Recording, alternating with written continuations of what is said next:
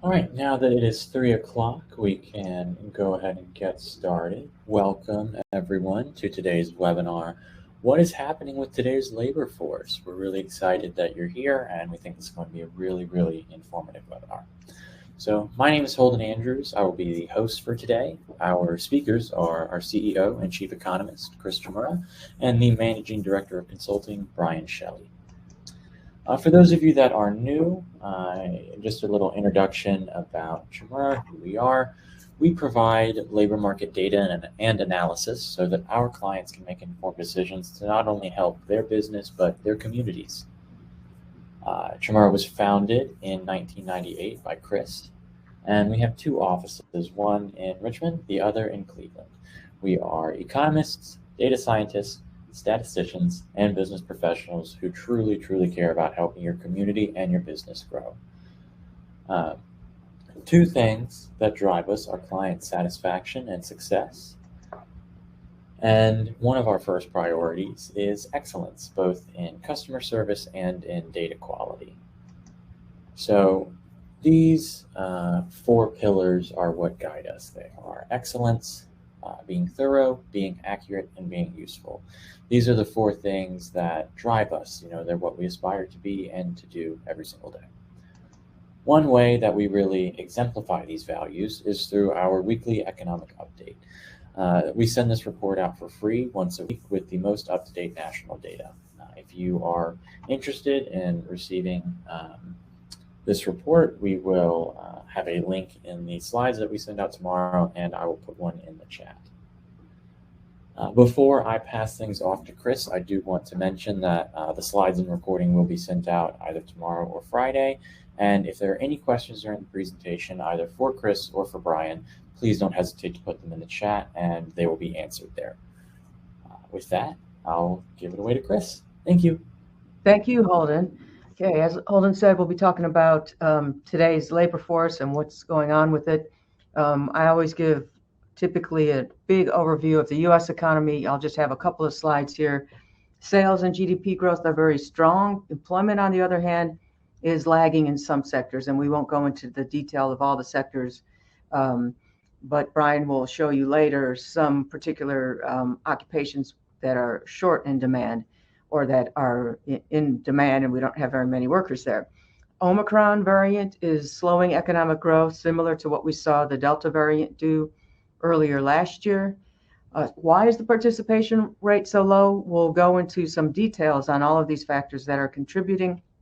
Retirement, hard to serve populations such as out of school, out of youth. I'll show you some data on that.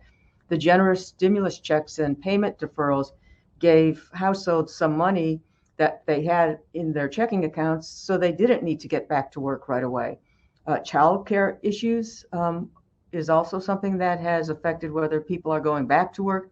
We'll go into some detail about that. And then the vaccine mandates and COVID fears have contributed to the low participation rate.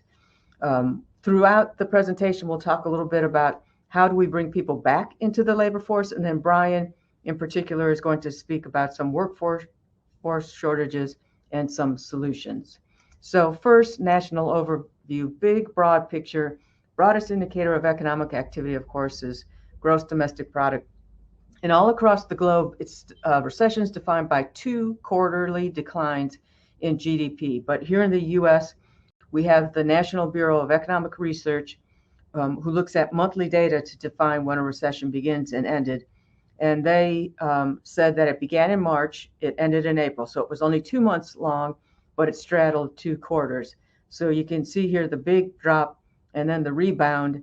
And here's the third quarter because of Delta variant caused slower growth. Fourth quarter, we expect to be pretty good. It will be out in just a couple of weeks. And we're looking at something around 5%. Some economists are looking for a stronger number, around 7%. This quarter than the first quarter, Omicron may impact it. We see somewhat slower growth. And then we continue to see strong growth throughout 2022 and early into 2023. So to give you some perspective or baseline on this, anything that is faster than 2 to 2.5% is extremely strong growth. So we're looking at another year a very good growth in terms of GDP. So in terms of employment, on the left-hand side, here's non-farm employment was updated on Friday. The number was disappointing, less than 200,000. So you can see the big drop off. We lost all the jobs that were created over the prior expansion in just those couple of months where we had the lockdown. We saw it coming back pretty well, but we're still 3.6 million jobs below the pre-pandemic level. And on the right-hand side, you're looking at initial unemployment claims. Notice this gray shaded area is the last recession, how we saw a bump up, but compared to the COVID recession, much larger increase in people getting laid off because of course, the businesses that were closed. And it has come down quite quickly. And the latest numbers are showing that we are below the pre-COVID levels. So not only are businesses trying to hire, but they're also hanging on to their current workforce because they're having a hard time filling positions that are open. So this has been a very atypical recession because of COVID and the hindrances, and it's driving a very hot labor market. So on the left-hand side, the unemployment rate jumped up to double digits, and now the latest number that came out last week, all the way down to 3.9%. So we're looking at an unemployment rate that is almost as low as before COVID. But notice how long in the previous expansion it took to get to that lower level. And so again, very unusual to see it drop and be as low as it is right now at this point. On the right-hand side, we're looking at the participation rate. And every one of these gray shaded areas is a recession. You can see in the 1970s, participation rate rose. Baby boomers, women were coming into the workforce in greater numbers at that time. And then it topped out around 67% in 2000 and has been coming down as baby boomers in large part have been retiring. And you could see that it plummeted during the stay-at-home period and has rebounded somewhat, but we're still not at pre-COVID levels. So February 2020, it was at 63%, down to 61.9 in December 2021. The latest data, that represents 2.4 million workers. And right now we've got about 149 people employed in the US. However, the latest data on job openings is in November. There are 10.6 million job openings. And to put that into perspective, prior to the pandemic, there were 6.7. So there are a lot more job openings right now that are going unfilled, in part because this participation rate is low. So now at this time, we're finally, demand is picking back up for goods and services. Businesses are trying to hire. We have another problem, and that is we're seeing more people quitting their jobs and going on to alternative work than we ever have before. We only have this data back to 2000. It comes from a JOLT survey that the Bureau of Labor Statistics does. And so notice that when we go through a recession, shown in gray here, people don't quit their jobs as much. And that's because they're afraid to quit their job and take another job because they don't know if that other industry will continue to grow or if they will work out in that company. And if they don't work out, it'll be hard to find another job. Notice we saw a huge drop in quit rates during the COVID recession. People were not quitting their jobs. And when we came out of the recession, notice the huge jump that has continued to go up. And the latest data that we have for November shows a 3% quit rate, the same that we saw in October, but it's a record high, 4.5 million people who quit their jobs in November, probably to take other jobs. They might have decided that they wanted to go into a new occupation entirely. They might have, over the COVID period, gotten training or certification that allowed them to go into a new job. So with that, let's look at some of the drivers of this low participation rate. And again, retirement, hard to serve populations, the generous stimulus checks and payment deferrals that allowed people to have more money in their checking accounts and not have to worry about going back right away. They could be pickier about the jobs that they chose. Childcare costs is a consideration. And then there are some who fear getting COVID or because of the vaccine mandates, are not going back. So here again is that chart that you saw earlier with the national participation rate dropping from 63 down to 61.9%, which is about 2.4 million workers. So what's the solution to this on the business side? Well, we're going to see some increased productivity through technology adoption, so businesses won't need to hire back as many people. Some examples is Amazon having no cashiers. Instead, when you put your item into the basket or take it out of the basket, you're charged for it or not charged for it. Kiosks or going to restaurants now and you scan their menu and you order right from your telephone. Don't need as many people waiting tables. So there are a lot of technology gains that we're going to see occurring to make up for the fact that businesses can't find as many workers. The other thing is that we're going to see increased compensation and other benefits. So if you can't find the workers you need, you'll need to raise the wages. And I think Bryan will talk a little bit more about that. But let's look at the 55 plus year olds. So here's the participation rate for individuals that are 55 and older. And notice it fell from 40% pre-pandemic to 38.5%, the latest data. That represents nearly 1 million workers that have left and potentially won't be coming back to the workforce. But notice that it had been going down here in the 70s and 80s. We saw the increase in the 1990s, and then it was pretty much flat over the past decade until we got to COVID. So in the past, when we go into a recession, typically we're able to attract back some of those people that retire or leave that are in this age group. Are they going to come back this time? Well, clearly they had a lot of flexibility. And so if you're going to try to attract them back, you're going to have to provide more flexibility. And some of them, if you're on the workforce side or economic development, you may want to try to create an environment where some of these retirees can come back and create their own businesses. And in fact, when we look at the census data in terms of monthly business applications, you can see that it fell off dramatically when COVID started, and then it rebounded very quickly. They look at these data from two different perspectives. There are the high propensity applications, and those are the ones that are expected to grow. They have the demographics and the characteristics of firms that will continue to hire more and more people over time. Applicants other than high propensity are businesses that have the characteristics of just being one or two people over their entire lifetime. So clearly, business applications are increasing. We're seeing a jump in startups, and that may be a way to get some people back into the workforce. This varies greatly by state, and if you want to go to this site, you can take a look at how business applications are doing in your state. The highest is in Alaska, Kentucky here doing fairly well, but fairly low in Maine and in Maryland. Now, if we break out the 16 to 19-year-olds, here in red, you're seeing the 16 to 19-year-olds, and in blue, I'm showing you the 55-year-olds and plus. And notice here that the 16 to 19-year-olds, it fell dramatically, then it rebounded, and they're almost at the same levels that they were pre-pandemic.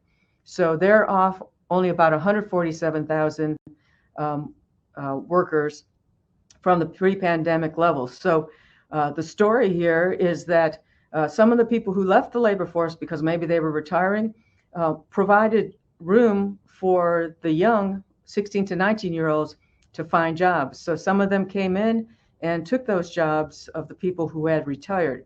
But the other thing that's of interest, I think, here is notice that the participation rate of 16 to 19-year-olds had been around 35% over the entire previous decade, and it had fallen from up around 50%, 55% back in the 1980s. So the question is, how can we get these numbers lifted to go back to rates that we saw in the 80s or in the 90s? And part of the reason why these rates are lower right now is because kids are staying in school longer or going back to school. So Here, can we focus on diversity and inclusion? Should we look at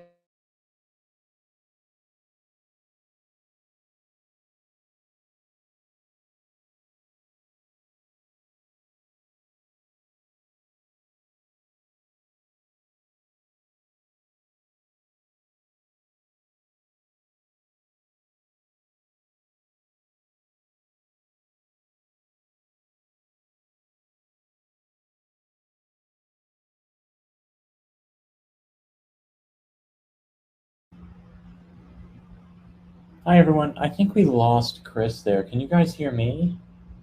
If you can hear me, say something in the chat, please. Holden, I can hear you. You can hear me, Bryan? Yes. Okay. Can you all see my slides? Not yet, Chris, but we are Okay. getting a lot of yeses in the chat, so it sounds like everyone can hear us again. Okay. But can you see my slides? No. Okay. All right. Let me get that going. All right. All right. Can you see them now? Yes, I can. Okay. So here again, we're looking at the out of school, out of work, improved prior to the pandemic, Virginia in blue and the US in orange. Again, the idea is how can we get these people, these young adults, back into the workforce? When we estimated where the out of school, out of work percentages are in Virginia in 2020 and 2021, it's looking like we're back up to levels that we hadn't seen since the middle of the 2014-2015 timeframe. So clearly, this has hit this group hard. And when we're thinking about strategies around how to bring this age group back, it needs to be very regional, not only to the state level, but below the state level. Here, for example, in Virginia, Southwest Virginia is where we have the highest percentage of out of school, out of work. And then you also, if you're making strategies, need to consider it from an ethnicity point of view, race and ethnicity point of view. So in this first column, we're showing you the percent of young adults by race and ethnicity. The second column, the percent of young adults that are out of school and out of work. So percent of young adults, 56% white in all of the young adults, but only 50% were out of school and out of work. Whereas Black, 21% of young, made up 21% of young adults, but 28% of out of school and out of work. Latinx, 12% in both categories. Asian, 6% of all in Virginia, all the population, but 4% out of school and out of work. And then some other race or ethnicities, 5% of young adults in Virginia, and 6% of them, 6% make up the out of school, out of work. So again, policies or strategies around bringing this age group back to the workforce need to be considered by region as well as by race and ethnicity. So then high school graduates. So how have they fared during this time? And here now in red are percent of people participating that have a high school degree, but no college, 25 years and over. And these data are only available back to 1990. And this participation rate fell from 55.7. So quite a large percentage point drop, makes up about 567,000 workers. So what can we do here to get back to pre-COVID levels? Maybe internships, maybe paid apprenticeships, again, focus on diversity and inclusion, and maybe upskilling with certifications. We don't need to have a college degree or a 2-year degree. Certificates are all that's needed to get some jobs, although Bryan will show you some data about whether, in fact, that trend, we can see that trend in the job postings now. But again, here we look at the data over the past 5 to 10 years, and notice previous to that, the numbers had been much larger. In the 1990s, up around 65%. So here again, we can really improve the participation rate or the number of people that are available if we can get some policies around getting jobs for these individuals that have only high school degrees and no college. So childcare is an issue that is also keeping some people out of the workforce. And here we broke out the participation rate of men versus women, men at the top and women here in red. So for men, we saw a reduction from 69.3 to 67.7, and that represents 1.1 million workers. For women, it fell from 57.9 to 56.5. That represents 1.176 million workers. But we saw some improvement. It's hard to see it here, but there was some improvement in the women participation rate from November to December. Back in November, 1.5 million women were out of the labor market compared to, again, this past month in December, 1.2 million. So women are being more affected than men, presumably because they are typically ones that are staying at home with kids who can't get childcare or with kids who are in school and learning from school. So let's take a look at the child daycare services data. And here's for the whole US, 1 million people employed by child daycare centers. This is total population below. Their annual wage is nearly 27,000. So they're only making $13 an hour. Over the past 2 years, we saw a decline of nearly 124,000 workers. Here you can see the trend over those 2 years. And then all the way to the right, the forecasted growth rate over the next year is 10%, largely much of it, or at least half of it, due to the industry coming back because of the drop-off from COVID. So 104,000 job openings just because of growth in childcare industries, but also you have nearly 63,000 people who are leaving childcare and going to work for another industry, maybe retail, and you have another 68,000 who are leaving largely to retire. So in total, next year, we're going to need 235 people, physicians in childcare to serve the needs that are out there. So what has it looked like? This gray shaded area is recessions here. You can see that the number of people working in childcare had been growing. Previous to the pandemic, we saw some strong growth, and it's dropped off considerably. We're up about 50,000 from that lower level. Here are the annual wages, which you can see have been going up over time. But notice this slope here. We had seen some consistent increases since about 2017. Over the past year or so, wages have really taken off, in part due to the fact that we can't find as many workers and because inflation is going up at this point. Here we're looking at the number of establishments, how many firms, actually establishments mean it could be a child care center that has 10 branches throughout a state, then that would be represented as 10 here rather than just one. So you see the number of establishments went down during the recession, but at this point in the nation overall, we're back up to the same number of establishments prior to the COVID recession. That's not true for all states. Some states it's much lower than it was in the pre-COVID timeframe. So the stimulus checks, they also helped households, and I'm going to come back to childcare on making that decision, but that helped households give them more time to be pickier about the jobs that they could take or even decide to retire early and not go back to work. So over $850 billion were made to households in direct payments by the federal government from these 3 rounds of stimulus. And they varied over time, with the first one in March 2020, $1,200 per adult, $500 per children, and then maximum income, $99,000 if married, $198,000 if filing as the head of household, then $136,000. But you can see the amount of money that went to households was considerable. And as an example, if you're a family with 2 children and 2 adults, over this period of time between March 2020 and March 2021, you would have received $11,400. And now, to use Virginia again as an example, those people who were on unemployment insurance in Virginia would typically just get $370,000, but there was an additional 300 that was added to it that ended on Labor Day, which then enabled people to have $678 if they were unemployed, or equivalent to $17 per hour. And under the CARES Act, this extra federal money was even larger. It was $600, so you were looking at $978. So households had some cash, and we see that cash in the personal savings.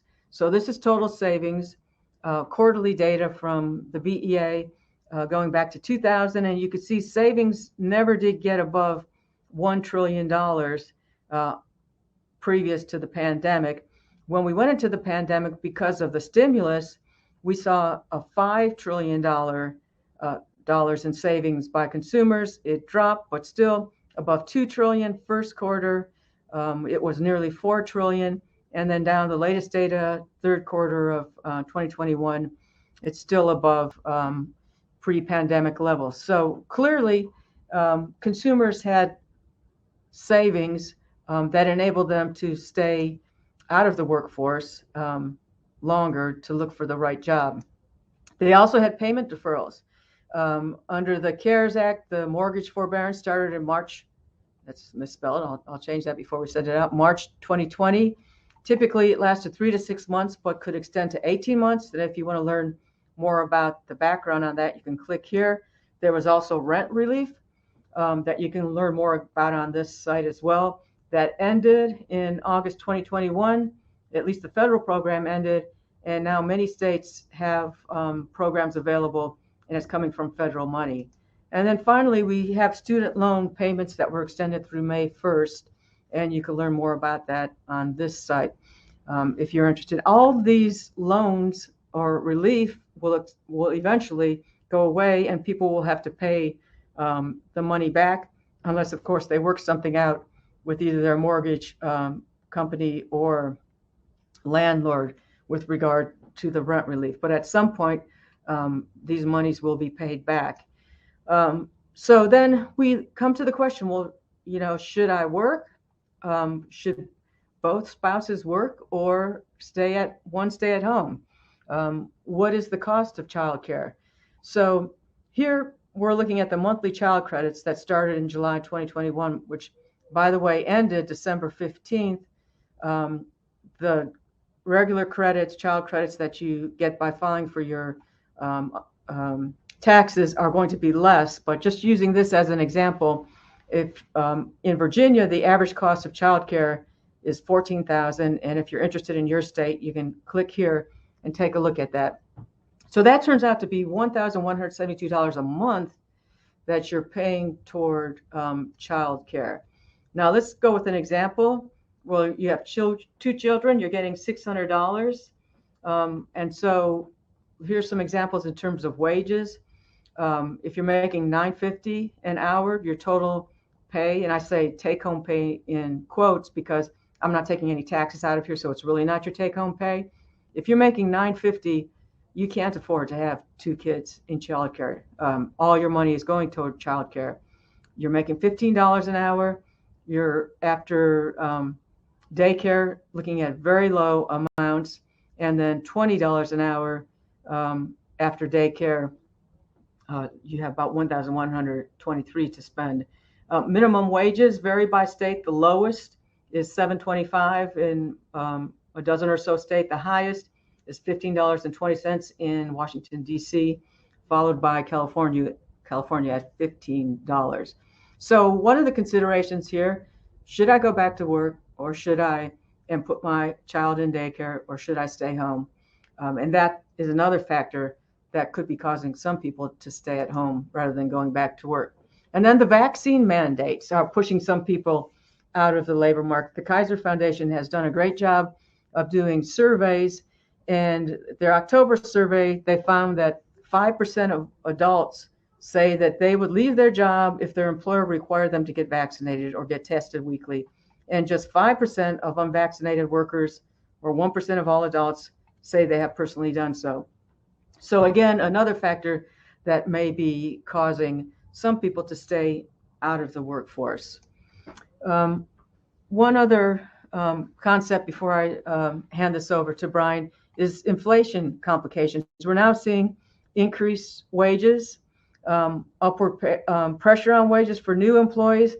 And so when we look at the consumer price index, this just came out today. Actually, I didn't update it with today's number, but it was up 7% from a year ago. So it inched up just a little bit. Notice we've not seen that number. In fact, we haven't seen that number that large in 30 years. But then there's also the personal consumption expenditure index, which is up 5%, not as much as the CPI. And this is the indicator that the Federal Reserve Bank looks at because it's considered more accurate than the CPI. And the reason is that the CPI is a basket of goods that changes every couple of years, whereas the PCE changes every month depending on what you're purchasing. So if we're not purchasing as many cars and we're using public transportation more, then the changes in the prices of those goods will impact how this PCE is weighted. And so that's why it's considered more accurate. But in any case, with either of them, inflation clearly is going up. And as a result, the employment cost index is going up 4.5% from a year ago. Compensation. So clearly, inflation is having an impact on wages and the workforce overall.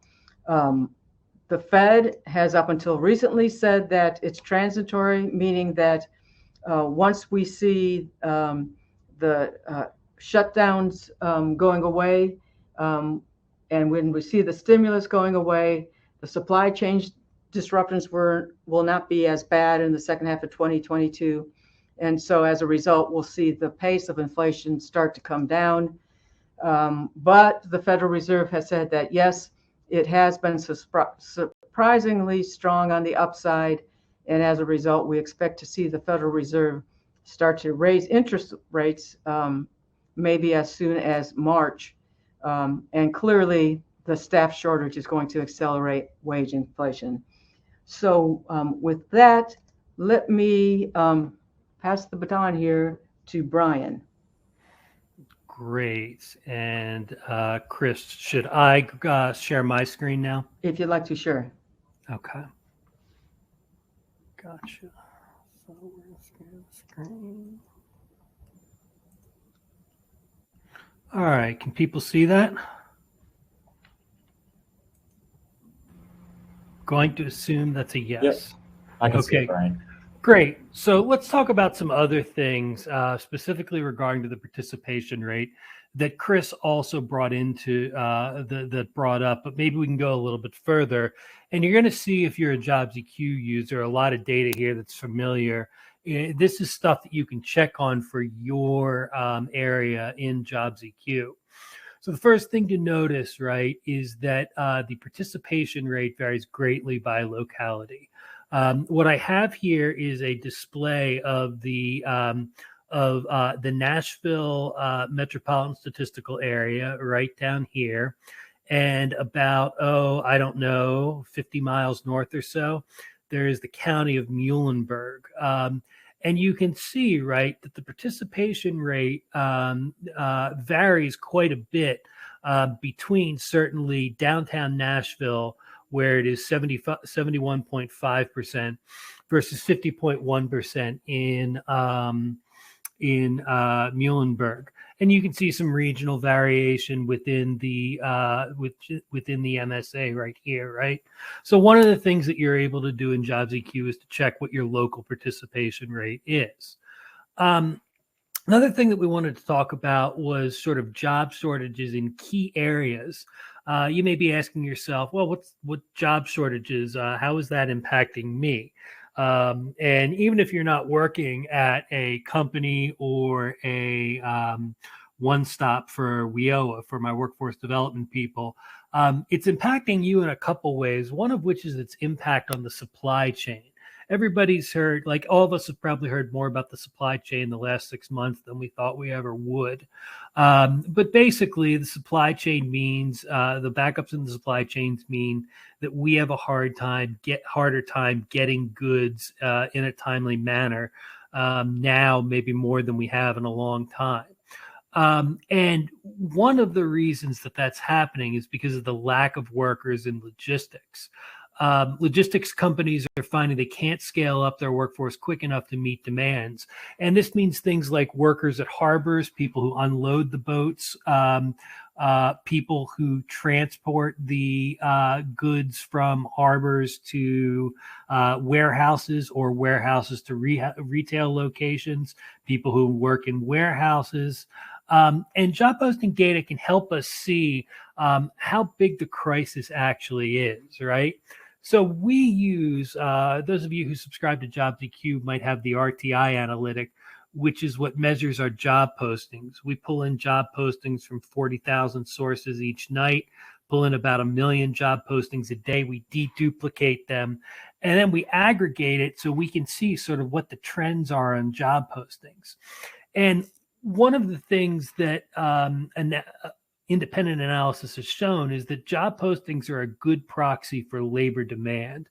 That is, when you see a lot of job postings, you know that employers are trying to hire for that occupation, right? Makes sense. And so what we're seeing here is that we're seeing the truck driver job postings are up 50% since the start of the pandemic. So let's take this, you can kind of see here, right? This February 17th, 2020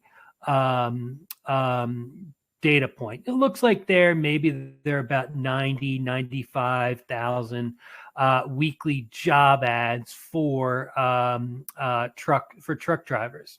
And you look all the way over here to where we are today, and you can see that it's up around 140,000, right?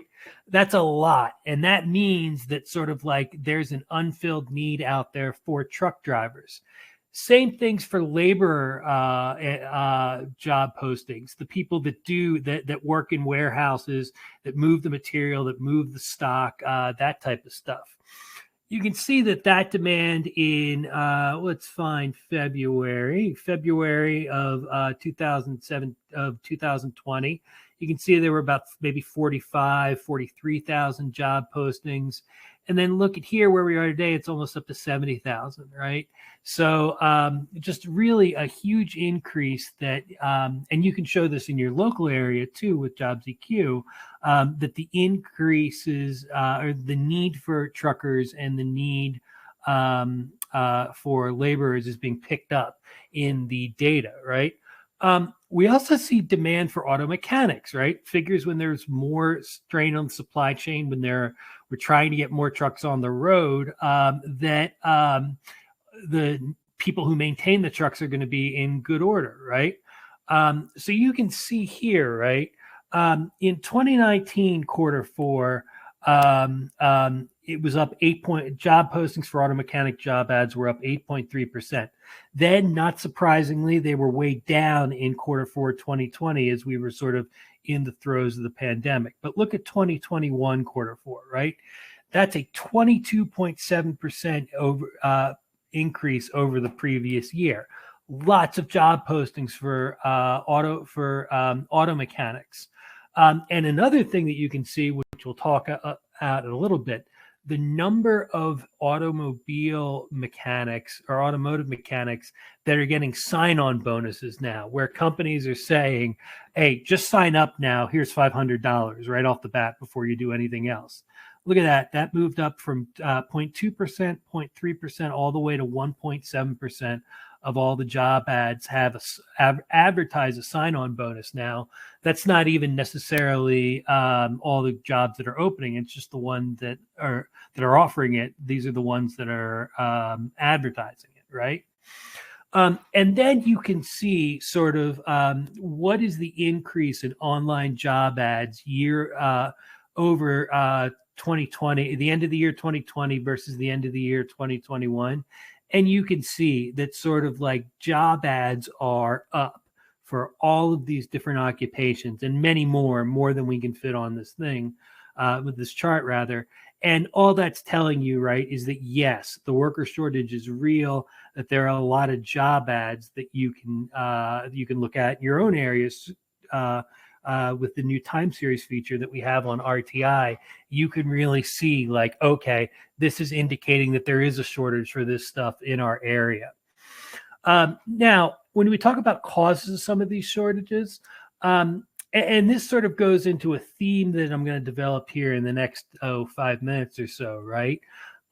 Which is that workers are perceiving their value right now, and that in doing so, they're moving to more, if they're not staying out of the labor market, they're moving to more advantageous positions for themselves, right? So one of the things that we have seen is that some of the biggest shortages right now are in dangerous occupations.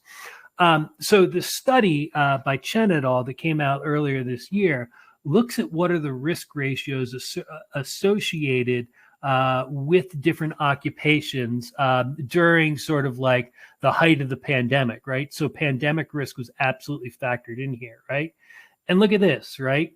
One of the top most dangerous jobs was driver sales workers and truck drivers. That was almost 30%. That was more than 30% higher than the average job mortality rate, right? And you look up a little bit further here, industrial truck and tracker operators, again, almost 35%, right?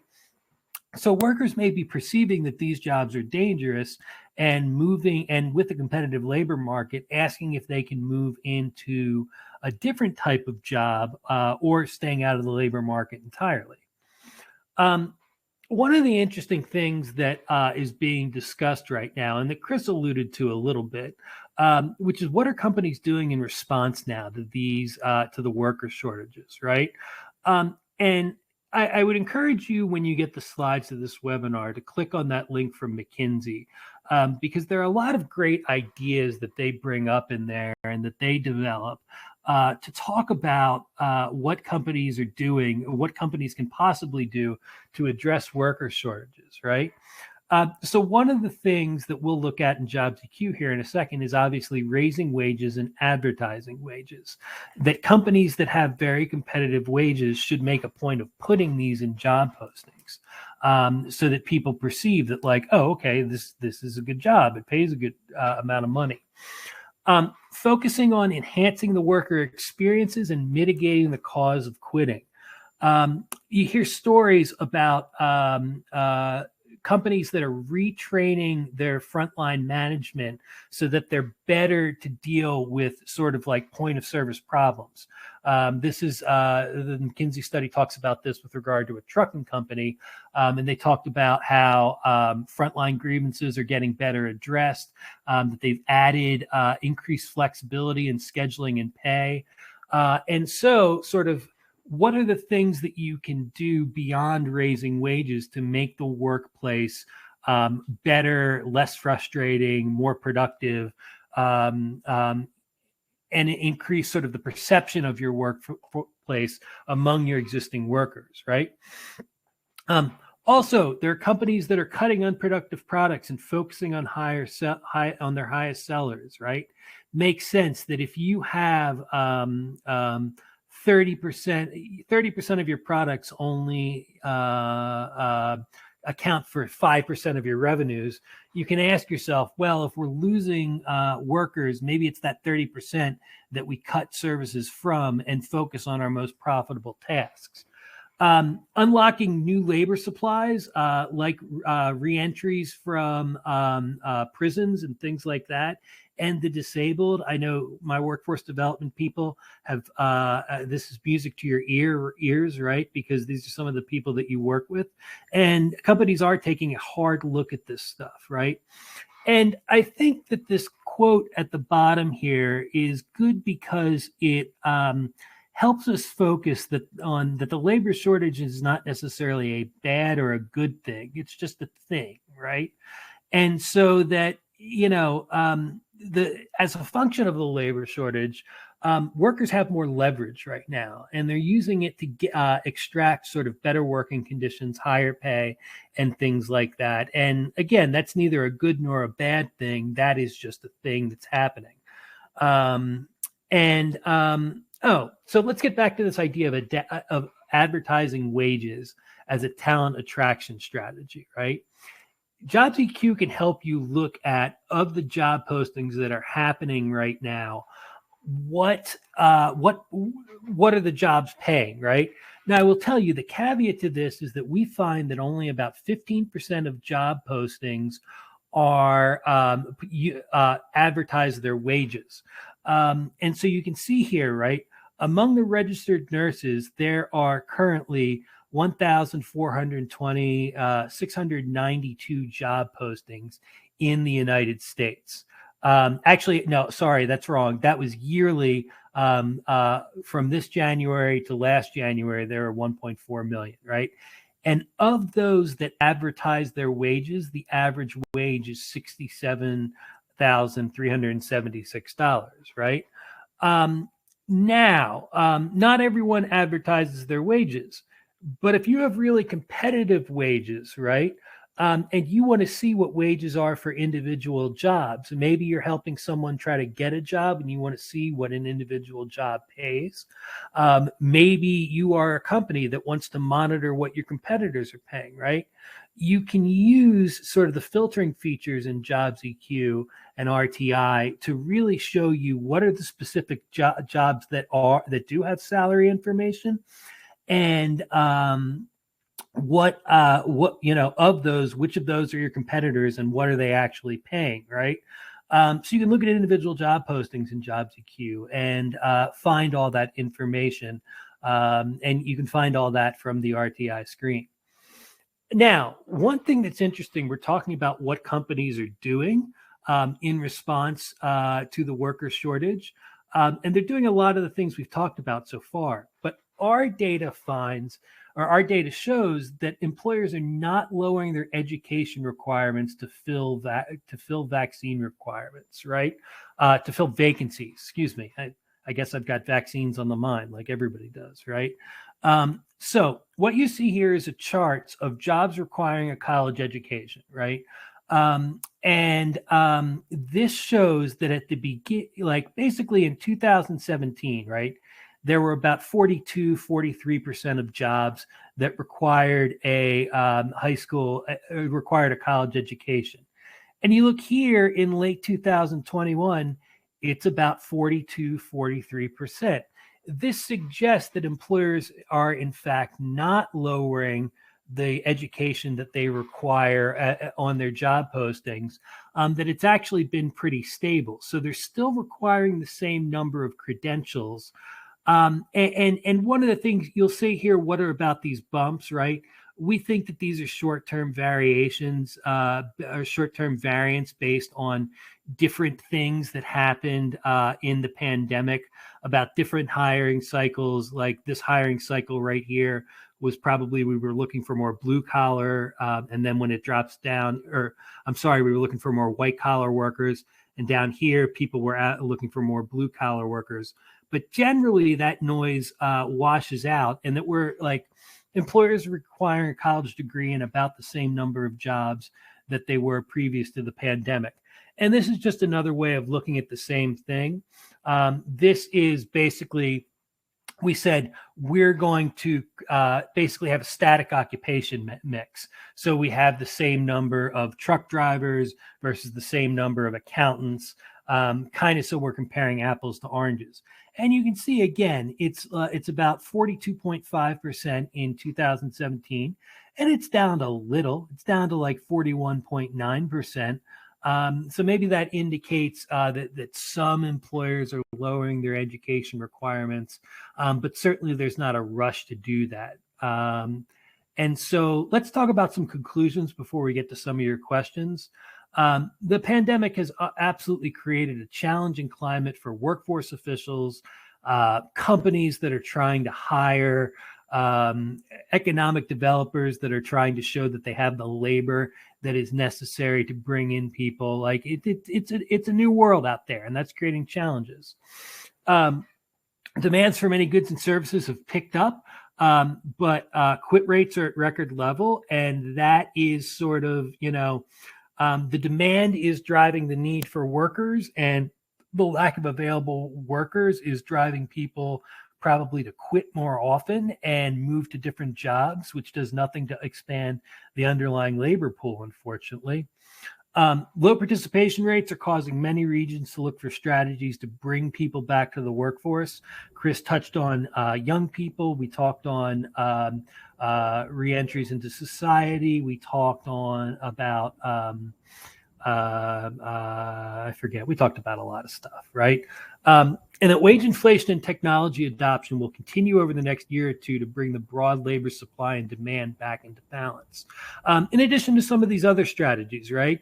There, in addition to other developments, there's a thought that sort of with the stimulus running out, that's going to drive more people back into the workforce, and there will be technology adoption, and that no one thinks that sort of like there's a long-term worker shortage and that a new equilibrium cannot be reached. And so with that, thank you very much. And we look forward to your questions now and some discussion.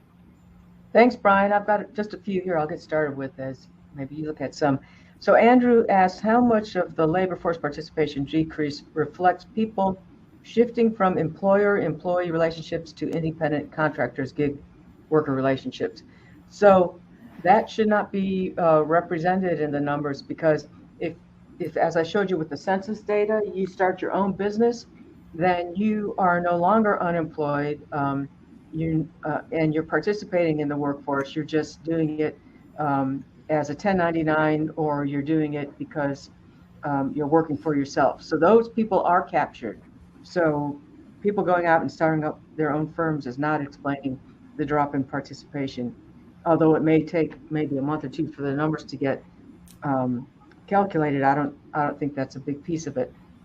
Mike said that the Brookings had an article today estimating that people suffering from long COVID could be responsible for up to 15% of the missing workers. Yes, thanks for bringing that up, Mike.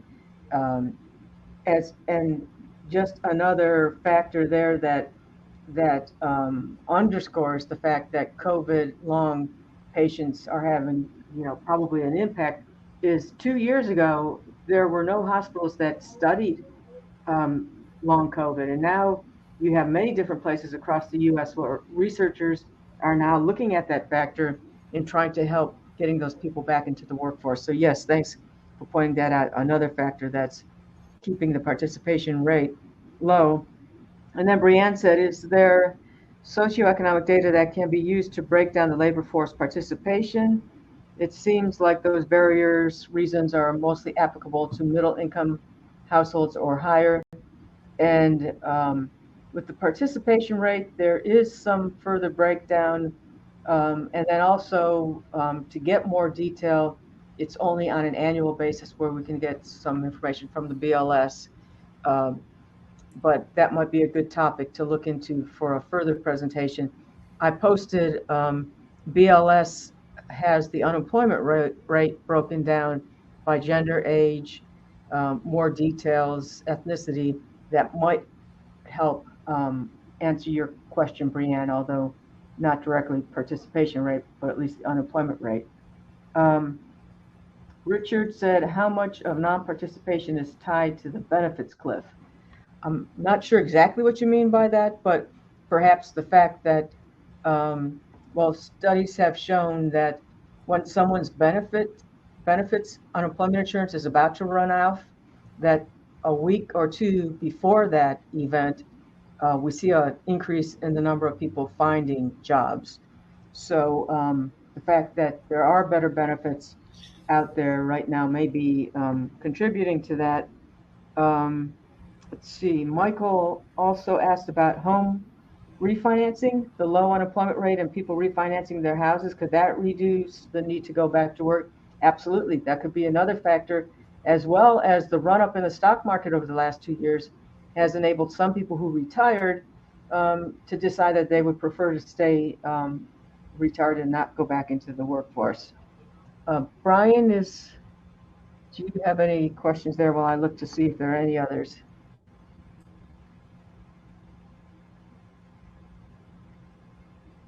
We have two that just came in through the chat. Another from Bryan saying, how much of the problem is on the company side? It's not as popular to talk about how there are a lot of low quality jobs being created. Yeah, Holden, sorry, my mic was off. I'll take that one. Okay. Yeah, if you spend way too much time online, like I do, you'll occasionally see these people posting pictures on Twitter or Facebook where it's just like, oh, we're closed because Andy left his job at the convenience store, right? And yes, I think that there is an understanding now with the worker shortage that people have options that they didn't before, and that some of the less attractive jobs, you called them low quality jobs, and I wouldn't disagree, are harder to fill. And I think that it's again why I'd encourage people to read that McKinsey report, because it talks about, truck driving can be a very hard job. Like my uncle was a truck driver and he has stories, right? And there are things that you can do even if you work for, even if you're an HR person at a convenience store, like a Wawa corporation or at a trucking company, right? To make the non-financial things to sort of make work more bearable. And financial stuff as well. Obviously, that factors into it. So, and then Cynthia Grissom mentions that there are some small business people that she works with that not lowering hiring standards works well until the people that are overburdened by job shortages burn out. And that is absolutely true. And I think that, they may have to get temps to fill in, but then of course there is how many people, with the labor market shortages that we have right now, the only people that are working in temp work are people who want to be temps, right? Or who want part-time work. And so it may be harder to get temps now than it ever has been. So it's a real issue for companies.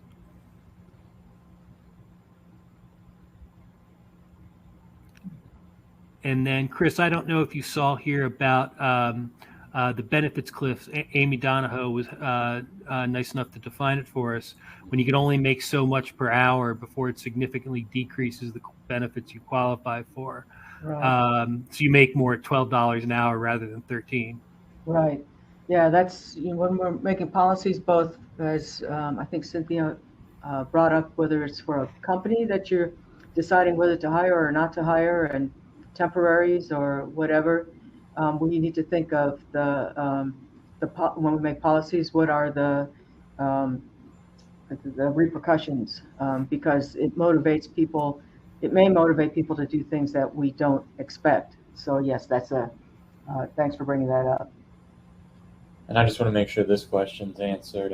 Dory mentioned, do you have an estimate on those who decided to retire early because the market has done well over the past several years, which has impacted the participation rate?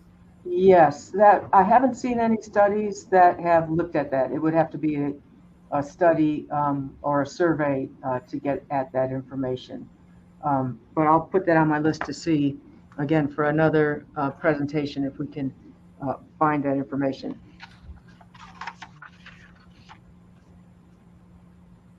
All right, well, I believe that's all the questions. If there aren't any others, and Brian and Chris and I will hang around here for a few more minutes just to make sure that we answered everything. But I will be sending out the slides and the recording tomorrow or Friday to all those who attended today and who were unable to make it. So as long as there's nothing else. Chris, Mark asked if you could post the McKinsey link in the chat. I'll get that right now. Okay, thank you, Brian. Yep. All right, well, that is all we have today. You can hang around for that link, and I will also include it on the slides tomorrow. So thank you all so much for attending. We hope you had, we hope you learned a lot. We hope this was a great time. So thank you all.